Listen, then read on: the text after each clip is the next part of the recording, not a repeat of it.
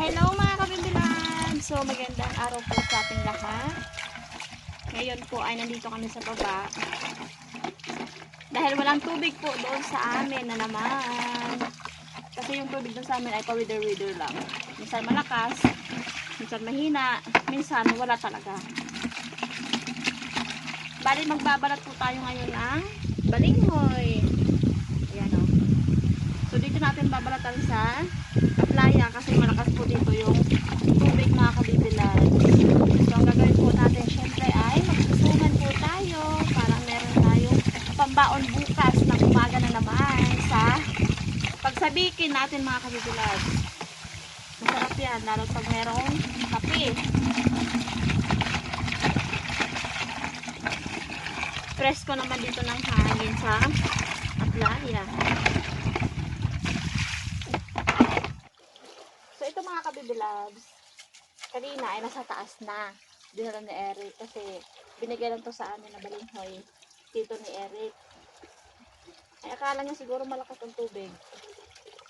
Ay de, balik ulit kami dito sa baba. Para hugasan. Grabe ang lalaking balinghoy mga kabibilabs. So. Ang dami to, suman.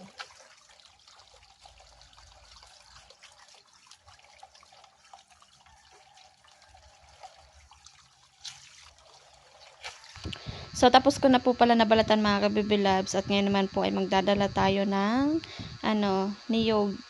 Yung mura lang mga kabibilabs, yung hindi pa matigas na niyog, yung hindi panggata. Yung katamtaman lang ba para malinamnam yung ating suman. So, maya-maya po ay uuwi na rin po kami. Pupunta na sa taas para prepare. Mga ka-baby loves, so nandito na po kami ngayon sa bahay at ito na po yung aming balinghoy. Yun, tinadtad ng maliliit. So, ito po yung aming gamit. At dahil sobrang dami mga ka-baby loves, kaya ito na lang po yung aming ginamit. Hindi na kami naggamit yung pangkudkod. Mabilisan. Para mabilis matapos. Kasi pag ginamit namin yung pangkudkod, siyam-siyam kaming matatapos. 10-10. Okay na? Okay na. Yan. Pang ano ata dyan? Pang juicer? Pang juicer ba yan? Para mabilisan.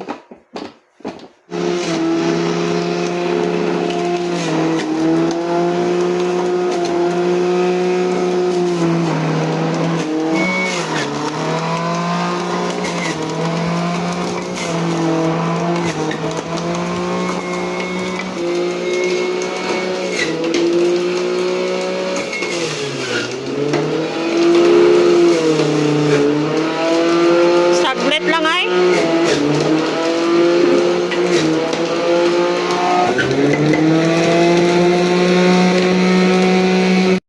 Yun mga kabibilab, so saglit lang.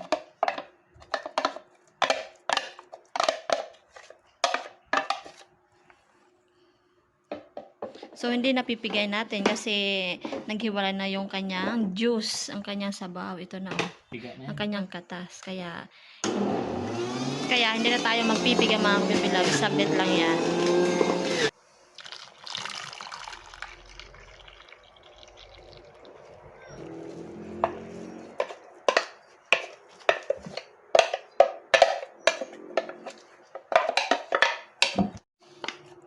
Ayan na mga kabibilabs, bali tapos na po na blender. Yan ang pan-juicer. Mag-blend eh. Diba, saglit lang. Wala pang isang oras, tapos na agad. Pag kinuskus mo yan, may ilang oras. Pag kinuskus ko yan, siguro maaabot ako ng mga gabi. Gabi na. Oo. Abot. Wala pang isang oras. Wala pang isang oras. Magluluto ka naman eh. Yeah. Kakain agad. High-tech talaga. Kapag meron ka talagang high-tech na mga madalian lang talaga. Okay.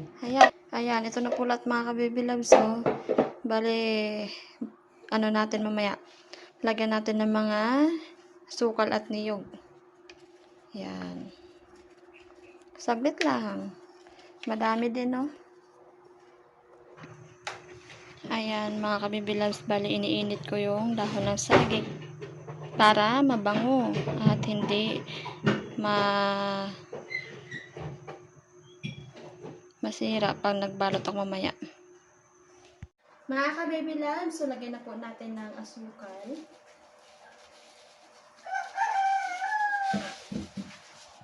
At niyog.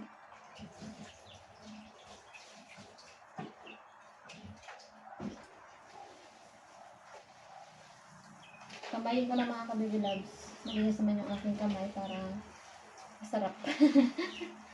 Para ma-mix natin ng maayos ang lasa. Mga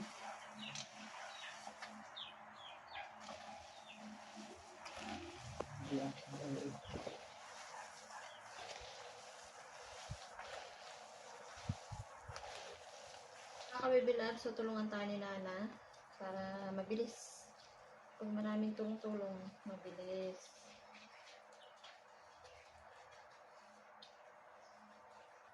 So, hindi tayo expert sa pagbalot, ha? Pagkain naman ito mga ka-baby loves at hindi pang benta, kaya sorry sa magkakain ng aming suman na hindi pantay ang kanyang ang kanyang pagbalot.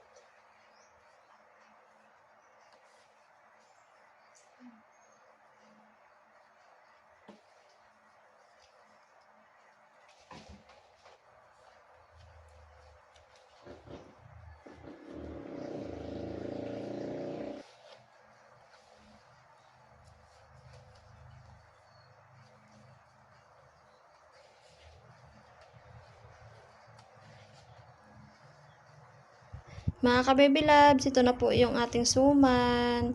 Ayan, may iba't ibang klaseng pagbalot.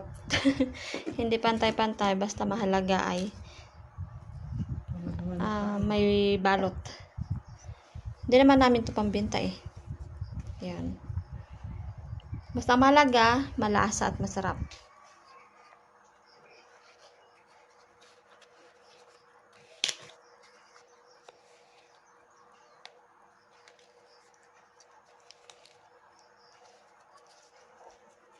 Ito na lang yung natira.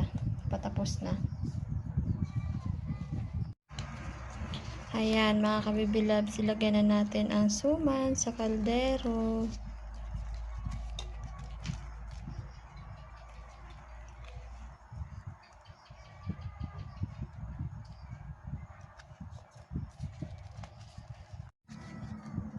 Isang kalderong suman.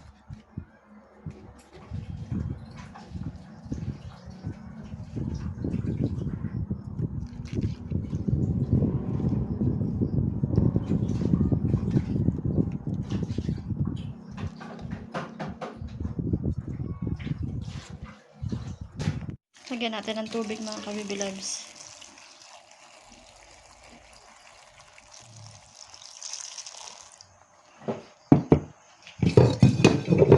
So, isa lang ko na.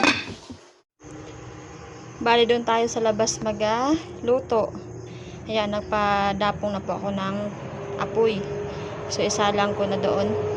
Ayan, mga ka-baby loves, inabot na po tayo ng gabi. Tinan natin yung ating nilutong suman. Ayan. Yun. Mga ka-baby loves, so sayo na lang tayo bukas ng umaga. Kasi mas masarap po yan bukas ng umaga mga ka-baby loves. At hindi pa luto. Kaya tomorrow na lang. Bye-bye!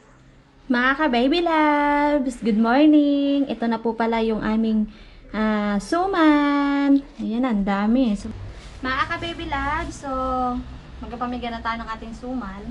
Kakarating lang po namin. Naglaot na naman. Masarap to sa kape.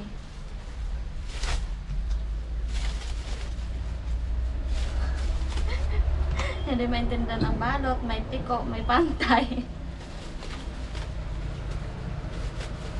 Kasi Jean.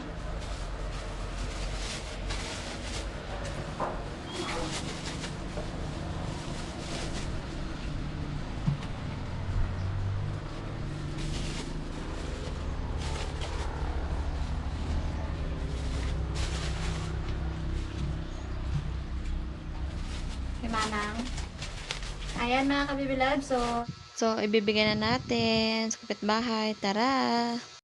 Opo!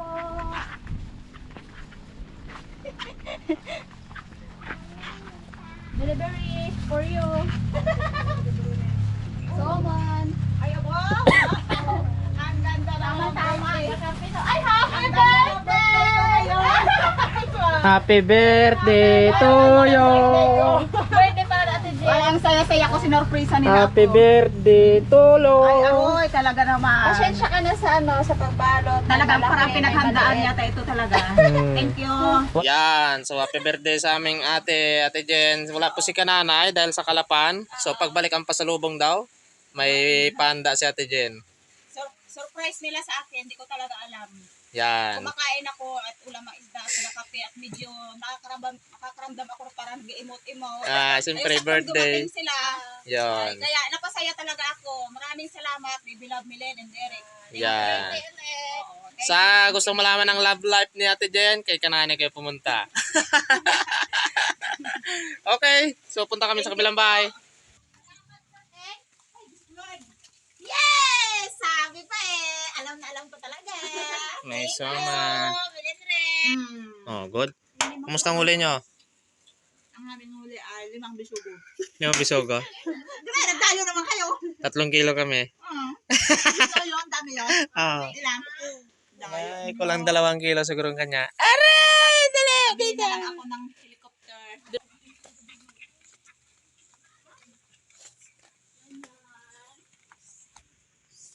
Yan yan. Ari! Ari! Oh, mayroon pa pala. Oh, yan ang pinaka ano. Main Mm, event. main event.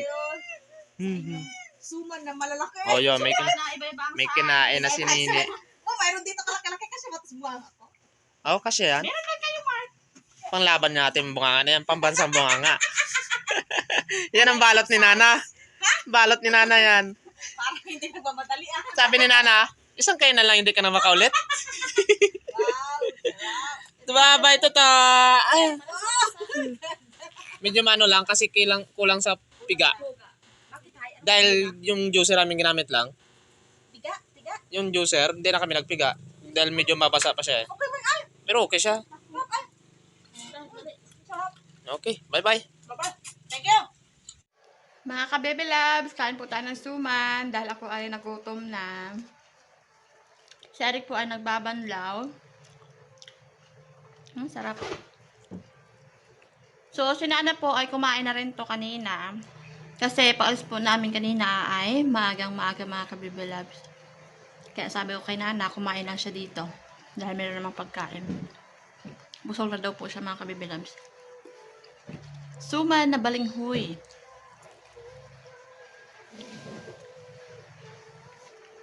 Hindi na tayo magkakape mga kabibi loves. Kasi hindi man ako mahilig sa kape.